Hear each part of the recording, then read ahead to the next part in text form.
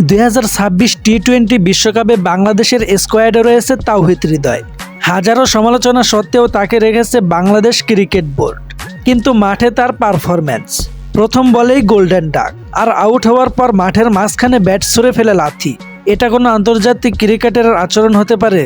যে ব্যাট তাকে রোজগার করাচ্ছে, জাতীয় দলে খেলাচ্ছে, বিপিএলেও সুযোগ দিচ্ছে, সেই ব্যাটকেই লাথি?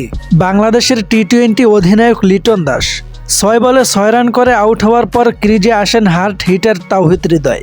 কিন্তু এসেই আফগান পেসার জিয়াউর রহমানের হোয়াইট লাইনের বলে অযথা ব্যাট চালিয়ে উইকেটের পেছনে ক্যাচ, প্রথম বলেই আউট, একেবারে গোল্ডেন ডাক। এরপর রাগে ব্যাট ছুঁড়ে লাথি মেরে আবারও সেটা তুলে নিয়ে প্যাভিলিয়নে ফেরা। পুরো ঘটনাটাই বিব্রতকর।